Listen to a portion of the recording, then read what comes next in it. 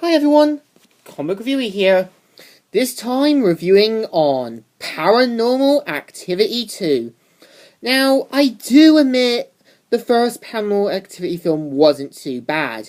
So, let's get on with the second one. Now, the second one is meant to be the second installment into Paranormal Activity.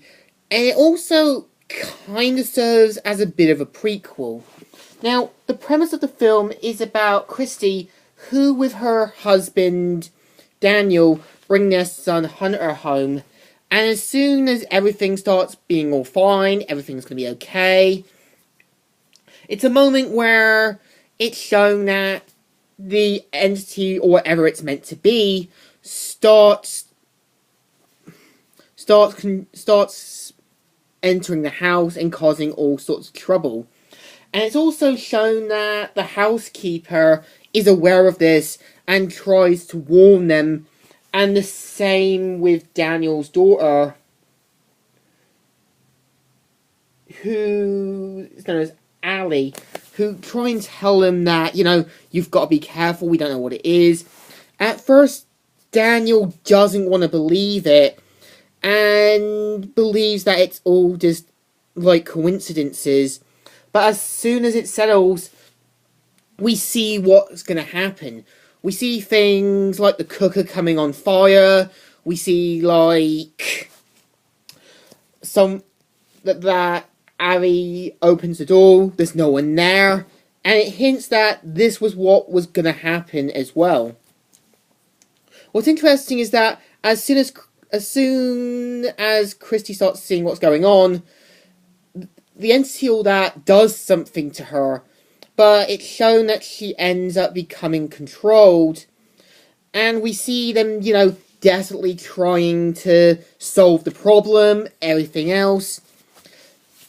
Well, and much like the first Paranormal Activity film, the film relies a lot on camera shots to make it look like this was found footage, even when it wasn't. So it does the same thing, but tries new things with its film. Now, I do admit some of the events in this film do lead up to Paranormal Activity 1.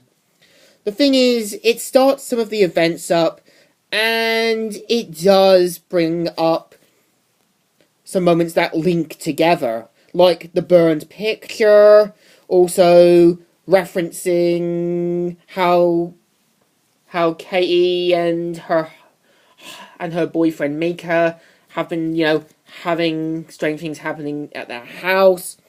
And it does link into this perfectly. Now, I do admit there are some non-scary moments, but there are some ones that are handled well. Like the room shaking up, or the house stuff flying out like something from a post-apocalyptic movie, and so on. Now, I do admit with Paranormal Activity 2, it tries to be scary, it wants to do what it can with its film, and it still does deliver well. Now, given the fact that Paranormal Activity 2 released in 2010, so the actors pretty much had to try and revive their roles to do what they could.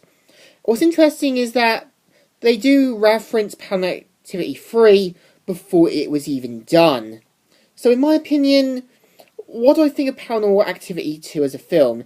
It's alright, it does still try to do a good job, so it deserves a thumbs up. Still good, and still alright. So, Comic Reviewer here, signing out.